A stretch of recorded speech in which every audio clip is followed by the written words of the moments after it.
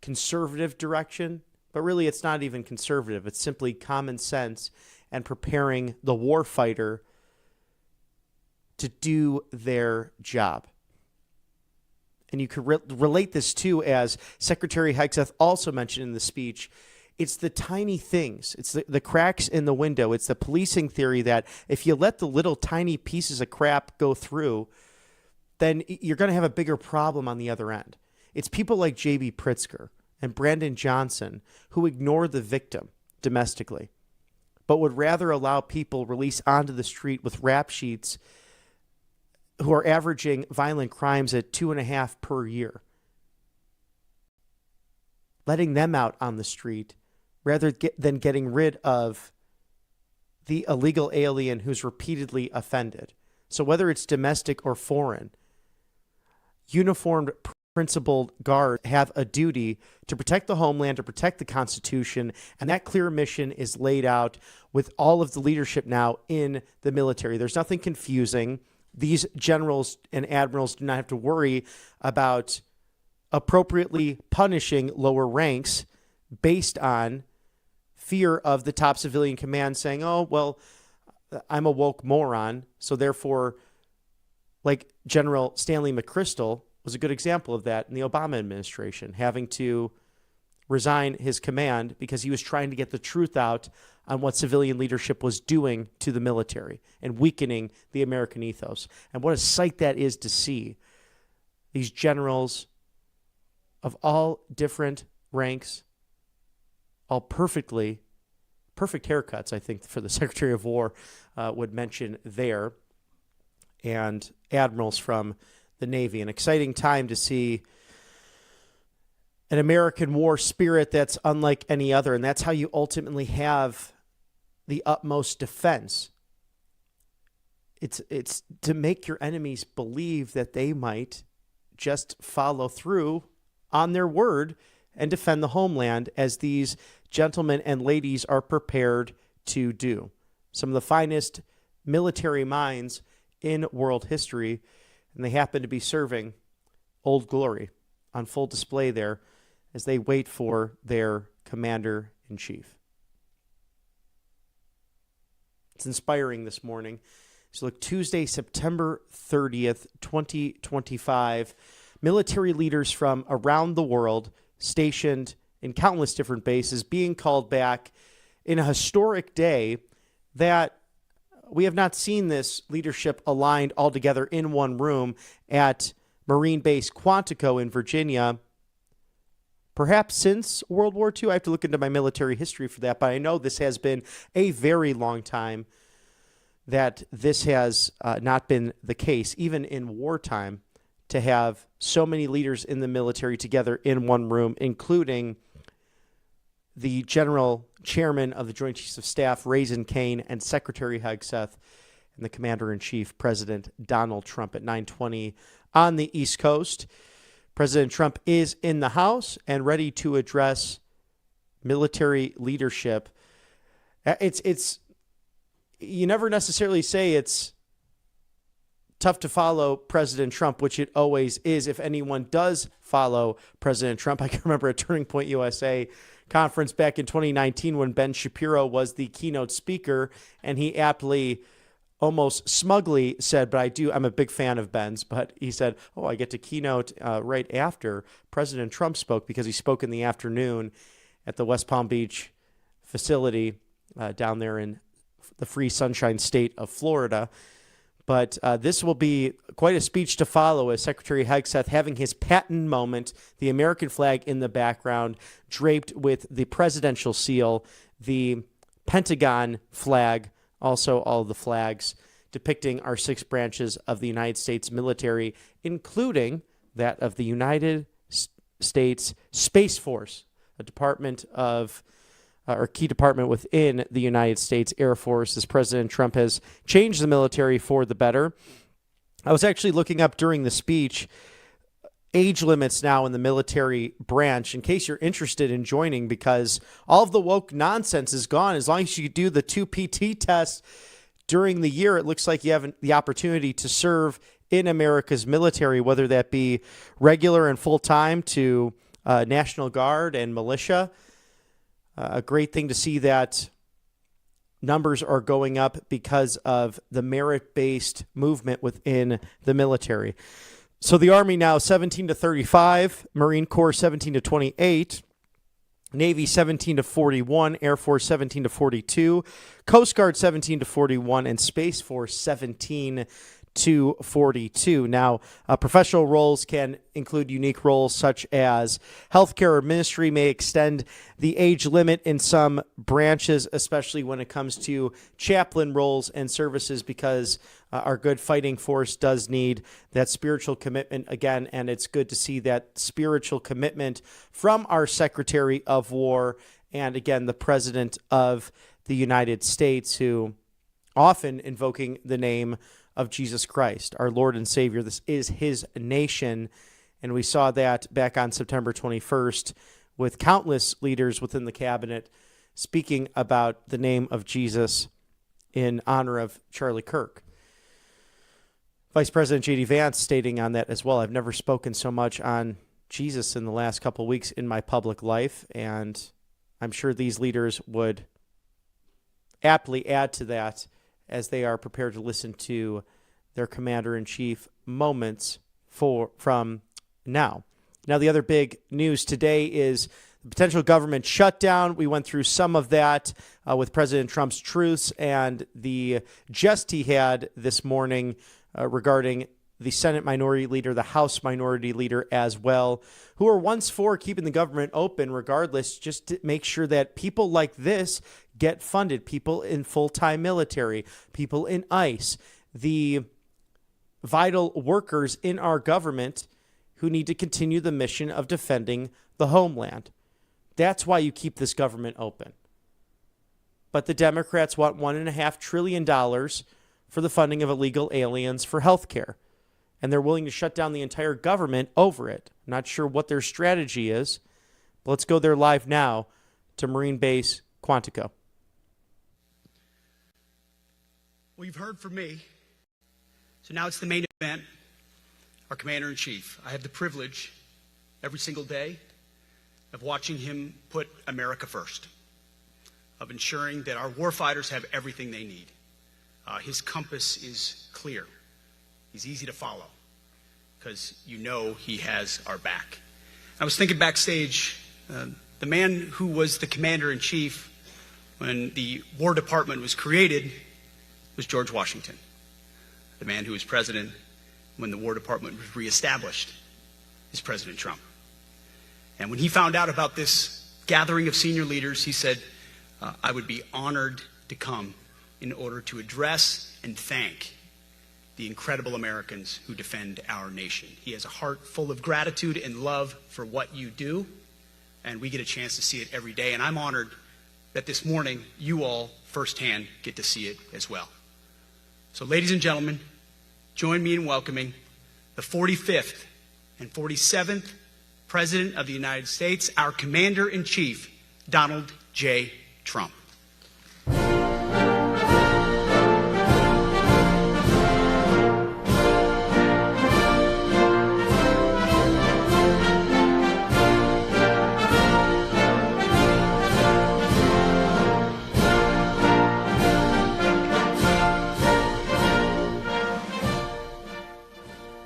Thank you very much, Pete. Great job you're doing, too. Fantastic job. I've never walked into a room so silent before. This is very... Oh, don't laugh. Don't laugh. You're not allowed to do that. You know what? Just have a good time. And if you want to applaud, you applaud. And if you want to do anything you want, you can do anything you want. And if you don't like what I'm saying, you can leave the room.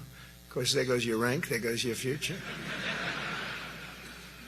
But you just feel nice and loose, okay, because we're all on the same team. And I was told that, sir, you won't hear a murmur in the room. I said, we got to loosen these guys up a little bit. So you just have a good time. But I want to thank Secretary Hegseth and General Kane, General Raisin Kane for a reason, they call him that. When I heard his name, I said, you're the guy I'm looking for. The Joint Chiefs of Staff and so many others in this room who together represent the greatest and most elite fighting force in the history of the world, the United States military. We're very proud of our military. I rebuilt the military during my first term. It's one of the greatest achievements. We had the greatest economy in history, and I built the military. Those are the two things I say more than anything else. And I also kept us safe at the borders. We had very good borders. We didn't have people coming in from jails and prisons and everything like took place over the last 4 years. They'll never forget what happened to this country over the last 4 years with the incompetence. There could be no higher honor than to serve as your commander-in-chief. It is a great honor. I look at you, you're just incredible people. Central casting, I might add. To each and every one of you, I thank you for your unwavering devotion to the armed forces and to the country that we've all sworn a sacred oath to defend. We all have that oath, every one of us. I'm thrilled to be here this morning to address the senior leadership of what is once again known around the world as the Department of War. I know Pete spoke about it. He gave a great speech, I thought. Great speech. I don't want him to get so good. I hate that. You know? No, I hate it. I almost fired him. I said, you can't, I don't want to go on after that. No, he gave a great speech, but he talked about Department of War. We were sitting there. I said, didn't it used to be called the Department of War? And he goes, yes, sir. They changed it like in the early 50s. So we won the First World War. We won the Second World War. We won everything in between and everything before that. We only won. And then we went, in a way, woke. That was probably the first sign of wokeness. And we changed it to defense instead of war. And I said, what do you think? How do you think if we changed it back? Would that be a nice idea? And Pete loved it immediately. Some people thought about it. You know, they gave it a little thought. But in the end, we did it. And I have to be honest, it's so popular. I thought it would be met with fury on the left. But they're sort of giving up, I must be honest with you. They've had it. They've had it with Trump. They've been after me for so many years now. Here we are. Here we are. Come to the White House anytime you'd like. No, they've given up. They're bad, a lot of bad people. But all over, it's been so popular. It's been very popular. I really thought that we were going to have to sort of fight it through. There's been no fight. There's been no fight. Like what I called the Gulf of America, the Gulf of America, because to me it was always the Gulf of America. I could never understand. We have 92% of the frontage. And for years, actually 350 years, they were there before us. It was called the Gulf of Mexico. I just had this idea. I'm looking at a map. I'm saying, we have most of the frontage. Why is it Gulf of Mexico? Why isn't it the Gulf of America? And I made the change, and it went smoothly. I mean, we had a couple of fake news outlets that refused to make the change. And then one of them, AP, took us to court, and we won. And the judge, who was a somewhat liberal judge, said, the name is the Gulf of America, because AP refused to call it the Gulf of America. They wrote, they're not a good outfit, by the way. They call it the Gulf of Mexico. I said, no, the Gulf of America is the name. And the judge actually said that, in fact, you can't even go into the room because what you're doing is not appropriate. The name is the Gulf of America. Google Maps changed the name. Everybody did, but AP wouldn't. And then we won in court. How about that? Isn't that so cool? The Secretary Hegseth beautifully described the name change reflects far more than the shift in branding. It's really a historic reassertion of our purpose and our identity and our pride. That's when we go with the word war. And you know, we want war because we want to have no wars, but you have to be there, and you know, sometimes you have to do it. I have settled so many wars since we're here almost 9 months, and I've settled 7, and yesterday we might have settled the biggest of them all, although I don't know. Pakistan, India was very big. Both nuclear powers, I settled that. But yesterday could be the settlement in the Middle East. That hasn't happened for 3,000 years. I said, how long have you been fighting? 3,000 years, sir. That's a long time. But we got it, I think, settled. We'll see. Hamas has to agree. And if they don't, it's going to be very tough on them. But it is what it is. But all of the Arab nations, Muslim nations have agreed. Israel has agreed. It's an amazing thing. It just came together. War is very strange, you know. You never know what's going to happen with war. The easiest one of them all is Putin, I said, number one, it's a war that would have never happened if I were president, if the election weren't rigged. And if I were president, that war would have never happened, not even a little chance. And it didn't happen for 4 years. But I knew Putin very well, and I thought that would be easy because I know him so well. Well, that one turned out to be the hardest of them all. We had some that were not settlable, and they all got settled. So if this works out, that we did yesterday with the Middle East, then that's more than a war. That's lots of wars. That's all combined. That's a lot of wars. Many of you were over there in many different capacities in many different countries. That's a big part of the earth. But if that works out, it would be 8+. I could give myself 2 or 3 for that one. And then we just have the one to settle, and we have to settle it up with President Putin and Zelensky. Got to get them together and get it done. But the only way we can do that is through strength. I mean, if we were weak, they wouldn't even take my phone call. But we have extreme strength. We had the horror show in Afghanistan, which is really the reason I think that Putin went in. He saw that horror show by Biden and his team of incompetent people. And that showed, I think it gave him a path in. I wasn't there any longer. I watched that, and it was so horrible. I think it was the most embarrassing day in the history of our country. And now we're back. And that's it. We're not going to have any of that crap happen, I can tell you. That was terrible, so terrible. Together we're reawakening the warrior spirit, and this is a spirit that won and built this nation, and from the cavalry that tamed the Great Plains to the ferocious, unyielding power of Patton Bradley and the great General Douglas MacArthur. These are all great men.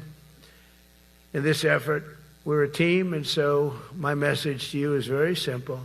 I am with you, I support you, and as president, I have your backs 100%. You'll never see me even waver a little bit. It's the way it is. And that includes our great police officers and firemen and all of these people that are doing so well. Together over the next few years, we're going to make our military stronger, tougher, faster, fiercer, and more powerful than it has ever been before. I rebuilt our nuclear, as you probably know, but we'll upgrade that also and just hope we never have to use it. We have to hope we never have to use it, because the power of that is so incredible. I see things, I don't think they'd show it to you. I really wouldn't want them to show it to you.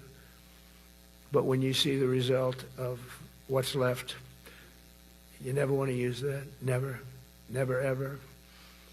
We were a little bit threatened by Russia recently, and I sent a submarine, nuclear submarine, the most lethal weapon ever made. Number one, you can't detect it. There's no way. We're 25 years ahead of Russia and China in submarines. Russia's actually second in submarines.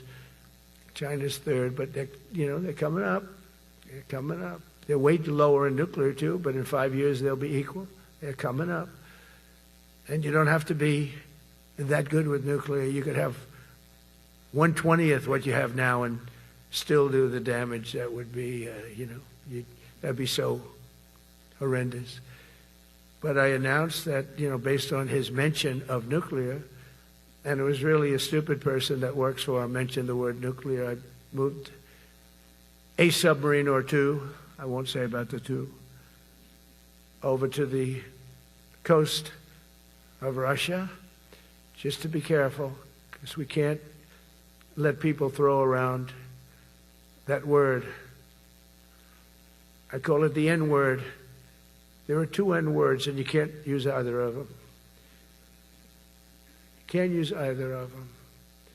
And frankly, if it does get to use, we have more than anybody else. We have better, we have newer, but it's something we don't ever want to even have to think about. But when somebody mentions it, that submarine started immediately thereafter. And it's just lurking, but I'm sure we're not going to have to use it. But it's an amazing, it's undetectable, totally. Ours is, theirs isn't. Theirs are totally detectable. We can detect them easily. We go right to the spot. But we have genius apparatus that doesn't allow detection. It doesn't allow detection at all by anybody above water or below water. It's incredible. We're way ahead of everybody in that and other things. As a result of the exciting renewal of the spirit of our armed forces, and that's what it is. It's really reaching that spirit, unprecedented heights. Over the past 8 months, new enlistments, I'm so proud of this, have surged to record highs, the highest we've ever had. And we used to have recruiting shortages. If you remember, about a year and a half ago, I was at the beginning stage of a campaign, and things came out that you couldn't get people to join the armed forces. And by the way, the police also. Fire department. I always put the fire department in because they're great. They're great. And I got 95% of their vote, too. That helps. When you get 95% of their vote, you always have to mention them. But they're great. And they're brave in our inner cities, which we're going to be talking about, because it's a big part of war now. It's a big part of war. But the firemen go up on ladders, and you have people shooting at them while they're up on ladders. I don't even know if anybody heard that. And I said, don't talk about it much, but I think you have to. Our firemen are incredible. They're up on one of these ladders that goes way up to the sky, rescuing people, and you have animals shooting at them, shooting bullets at firemen that are way up in death territory. You fall off that ladder, it's over. It's over. They don't even have to inspect you when you hit the ground. And you have people shooting bullets at them in some of these inner cities. We're not going to let that happen. So I always mention the firemen because that's actually a big problem we have. And they are unbelievable. Like you, they're unbelievable people.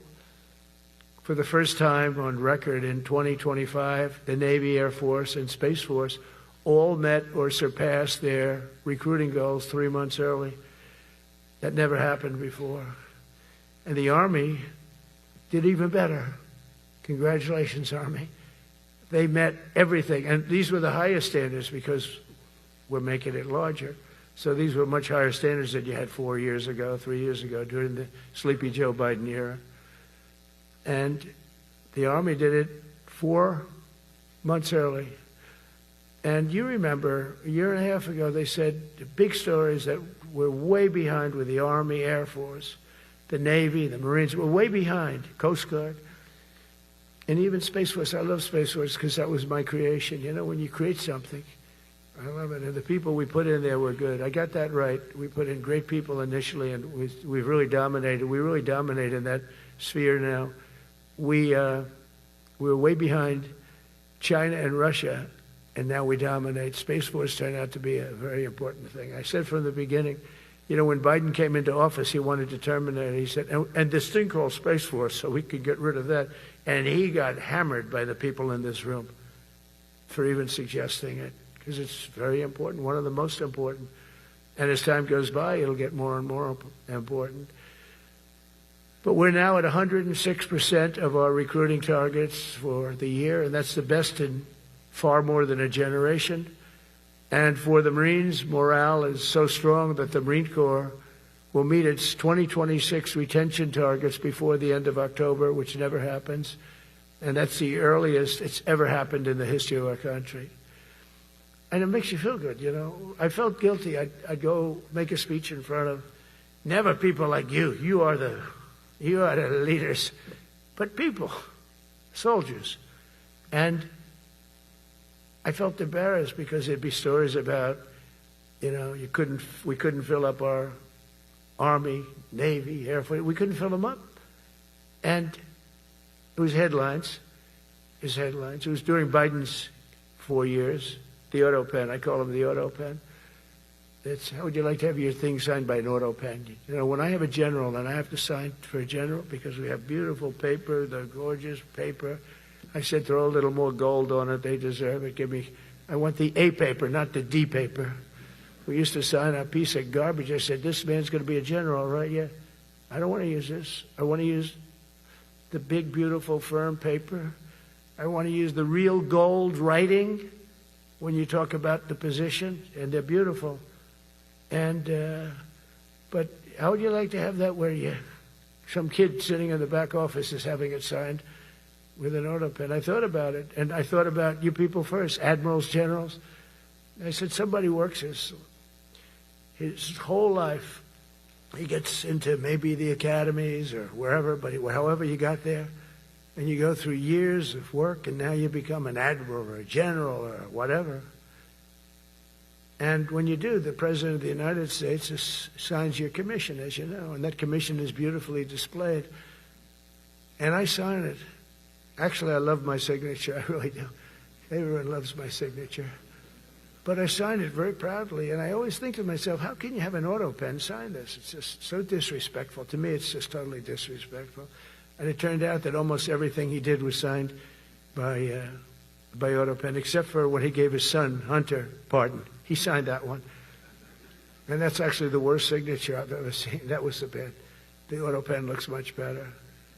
But as leaders, our commitment to every patriot who put on the uniform is to ensure that American military remains the most lethal and dominant on the planet, not merely for a few years, but for the decades and generations to come, for centuries.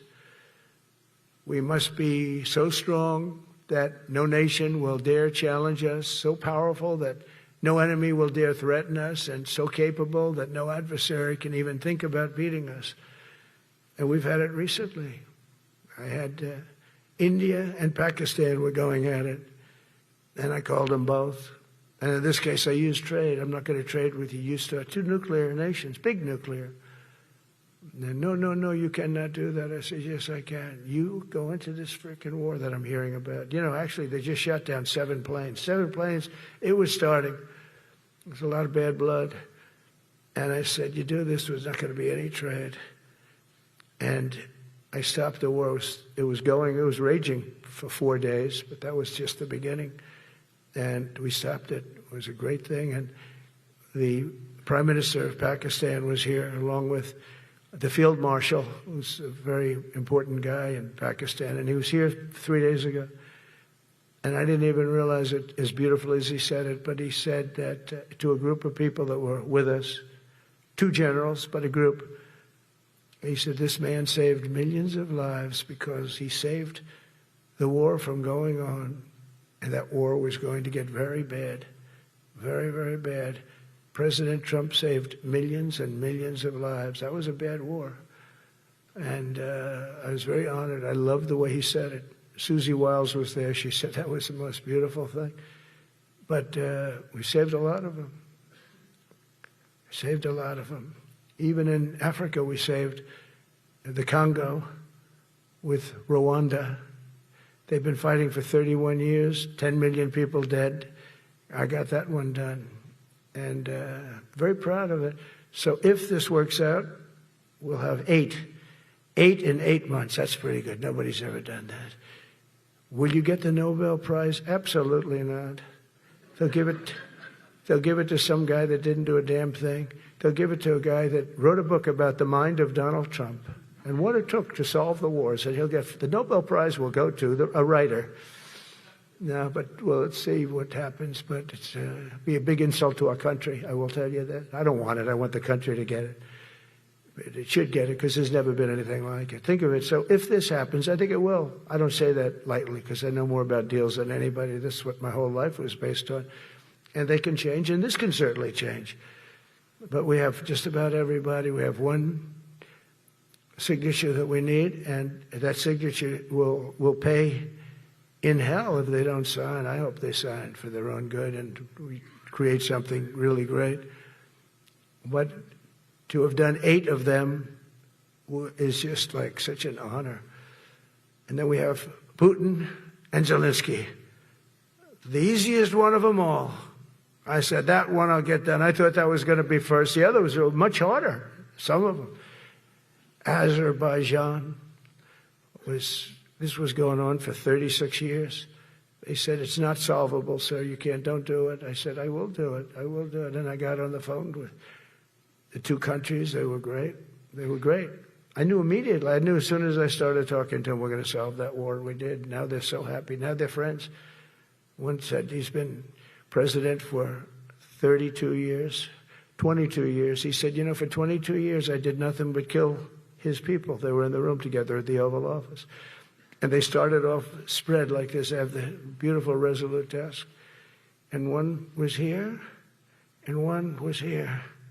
You couldn't get further away. That's the furthest I've ever seen two people in front of me. And as the hour went by, they got closer, closer, closer. And at the end of the hour, we had it done. And they hugged and hugged and hugged. And I said, that's so nice, and you're going to remain friends. And I spoke to them, one of them the other day. He said, no, he's now my friend. But for 22 years, he's been the head of Azerbaijan for 22 years. And the other guy, great guy too, 7. And you know that war, that was a war that was not solvable. He said for 7 years. The other one said for 22 years. All I did was kill his people. That's all I've done. I said, well, we're going to put a stop to that. So we solved that. So it's a great thing. It's a great feeling. You know, you're saving Kosovo and Serbia. You're saving so many lives doing this if you can do it. But our people deserve nothing less than the very best, and we're never going to let them down. And if we can solve wars instead of you having to fight wars, wouldn't that be wonderful, right? Wouldn't that be wonderful? That's why one of the first executive orders I signed upon taking office was to restore the principle of merit. That's the most important word, other than the word tariff. I love tariffs. Most beautiful word. But I'm not allowed to say that anymore. I said tariff is my favorite word. I love the word tariff. You know, we're becoming rich as hell. We have a big case in front of the Supreme Court, but I can't imagine. Because this is what other nations have done to us. And we have, you know, great legal grounds. Oh, but you still have a case. It would be very bad if something happened. But I said, my favorite word in the English dictionary is the word tariff. And people thought that was strange. And the fake news came over and they really hit me hard on it. They said, what about love? What about religion? What about God? What about wife, family? I got killed when I said tariff is my favorite word. So I changed it. It's now my 5th favorite word. And I'm okay with that. I'm okay with that. But they hit me hard. But it is. I mean, when you look at, we've taken in trillions of dollars. We're rich again. And there'll never be, when we finish this out, there'll never be any wealth like what we have. Other countries were taking advantage of us for years and years. You know that better than anybody. And now we're treating them fairly. But the money coming in is, we've never seen anything like it. The other day they had $31 billion that they found, $31 billion. So we found $31 billion and we're not sure from where it came. A gentleman came in, a financial guy. I said, well, what does that mean? He said, we don't know where it came. I said, check the tariff shelf. No, sir, the tariffs haven't started in that sector yet. I said, yes, they have. They started 7 weeks ago. Check it. Comes back 20 minutes later. Sir, you're right. It came from tariffs. $31 billion. That's enough to buy a lot of battleships, Admiral, to use an old term. I think we should maybe start thinking about battleships, by the way. You know, we have a Secretary of the Navy came to me, because I look at the Iowa out in California, and I look at different ships and the old pictures. I used to watch Victory at Sea. I love Victory at Sea. Look at these admirals. It's got to be your all-time in black and white. And I look at those ships. They came with the destroyers alongside of them, and man, nothing was going to stop. They were 20 deep, and they were in a straight line, and there was nothing going to stop them. And we actually talk about, you know, those ships. Some people would say, no, that's old technology. I don't know. I don't think it's old technology when you look at those guns. But it's something we're actually considering, the concept of battleship. Nice 6-inch side, solid steel, not aluminum that melts if it looks at a missile coming at it. Starts melting as the missile's about 2 miles away. Now, those ships, they don't make them that way anymore. But you look at it, and your secretary likes it, and I'm sort of open to it. And bullets are a lot less expensive than missiles. A lot of reasons. I should take a vote, but I'm afraid to take that vote because I may get voted out on that one. But I tell you, it's something we're seriously considering. There were powers. There were big powers. They were just about as mean and scary as you could be. And so we're looking at that. One of the biggest cases that we won was the decision of the United States Supreme Court to allow us to proceed on the word merit. So those two words are right up there. So this is, I would say, the opposite if you ask for a definition, the opposite of political correctness. We went through political correct where you had to have people that were totally unfit to be doing what you're doing for many reasons. I won't get into them. But for many reasons, they were unfit. Now, it's all based on merit. That was such an unbelievable decision. I didn't expect we were going to win that one. We went in. We said we need it. We went in for colleges, where kids with a C average are getting into the best colleges, and the kids with A averages won't get in. And kids with the highest boards and the highest marks or the best marks couldn't get into the best schools. And people that had not good boards and not very good marks, okay, but nothing special, they were getting into our best colleges. I said, this is just crazy. You can't run a country like this. And it was lingering for years, and it got to the Supreme Court, and we won that decision. Merit. Everything's based on merit. You're all based on merit. We're not going to have somebody taking your place for political reasons because they are politically correct, and you're not. We take the people that are going to do the best job. That's all. It's very simple. And that's the way our country was built. We were built on merit. We got away from it for a long time. And everyone understands it. And it was done. It was approved. I give great credit to the Supreme Court because I thought they had tremendous courage. I didn't think they'd do that. That was tremendous. I give them maybe for that decision almost more than anything because it's a hard decision to make. It's really hard. The apparatus of our country was not set up for merit. It was set up for political correctness. And you can never be great if you're going to do that. And we're going to be greater than we ever were before. We're bringing back a focus on fitness, ability, character, and strength. And that's because the purposes of American military is not to protect anyone's feelings. It's to protect our republic. And it's the republic that we dearly love. It's to protect our country. We will not be politically correct when it comes to defending American freedom, and we will be a fighting and winning machine. We want to fight, we want to win, and we want to fight as little as possible. You have to count on people like me to keep you out of wars because we don't want to go into wars. Many of the wars that I just told you about, we could have entered those wars and settled them in a different way, lose a lot of our troops. And we could have settled them, I guess, differently. Maybe not, actually. Actually, you might not have been able to settle them. We just would have been in the middle of a lot of firepower. But when we do need it, you're going to be so ready. And you know it. But very importantly, with that goal in mind, I've committed to spending over $1 trillion on our military in 2026, and that's the most in the history of our country. $1 trillion. That's a lot of money. I hope you like that. Ma'ams and sirs, I hope you like it. That's a hell of a lot of money. We have the best of everything. Every branch is seeing major investments. And as I announced in the Oval Office in March, we are rapidly moving forward with the first ever 6th generation fighter jet. I didn't name it. I did not name it. Boeing came in and they said, sir, this is our submittal. It's the greatest fighting jet ever done. And, they're testing all these planes. All the companies are testing. And this one tested like through the roof. And they said, we'd like to name it the F-47. I said, all right, let me think about it. Then after thinking for about 2 seconds, I said, okay. You know what that means, 47. I'm 47. So I'm 45, 46, and 47, if you think about it. I just don't want the credit for 46. I don't want to have their open borders and people coming in from all over the world, including jails and mental institutes. I don't want that on my record, but I like having it. We're investing tens of billions of dollars in modernizing our nuclear deterrence capabilities like never before. And we've begun construction on what we call the Golden Dome missile defense shield. It'll be the most sophisticated in the world. You watched it do well until they had some problems at the end with a little bit of a lack of ammunition, defensive ammunition, but they've got that taken care of.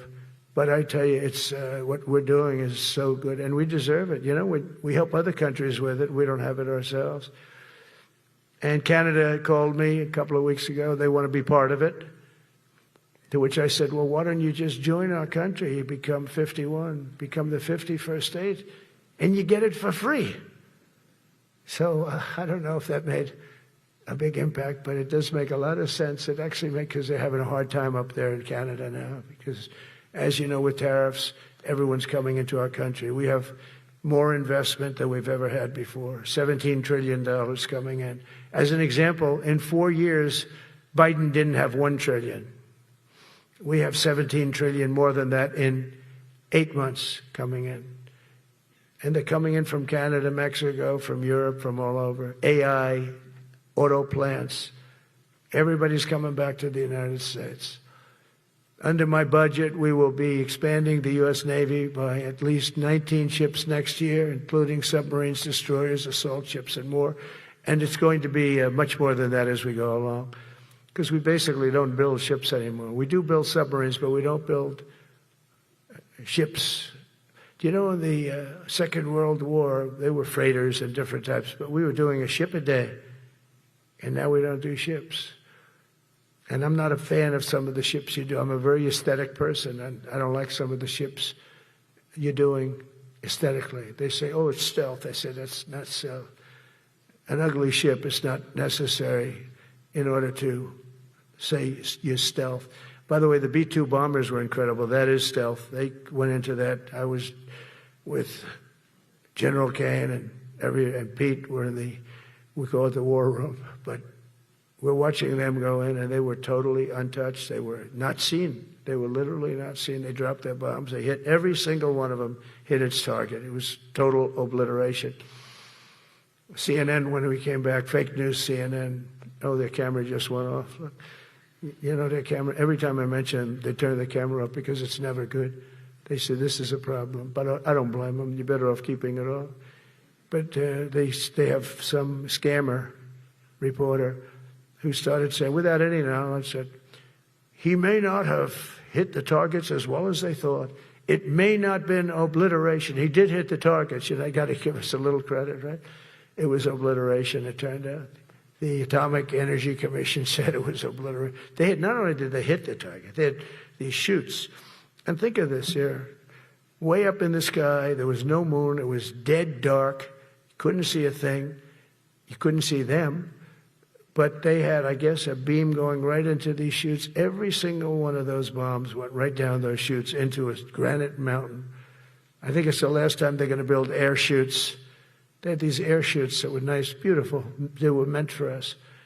But it was total obliteration. And now they give us credit for that.